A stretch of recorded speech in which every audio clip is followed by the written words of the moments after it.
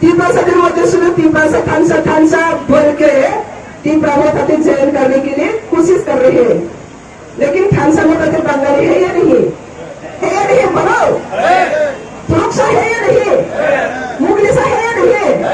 तो क्यों तीपरा था जो लोग कार्यकर्ता है, लीडर है, क्यों कह रहे हैं तीपरा थानसा हो? हाँ, तो तीपरा की बोका बना रही है ना, तीपरा का भूखा बना रही है ना, तीपरा क्या आग बंद है? बात तो सब आग बंद हो सकता है, लेकिन अभी आग बनी है, आग खोलकर दुनिया के देख रही है। तो कोई सीटिंग नहीं कर पाएगा, कोई सीटिंग नहीं कर पाएगा अभी। इसलिए जो पॉलिटिकल पार्टी जहां पार्टी है वहां पे धर्मों का जात का कुछ भी नहीं है। यहाँ पे एक विजन और मिशन का डिफरेंस है। और भारतीय जनता पार्टी क्या चाहती है?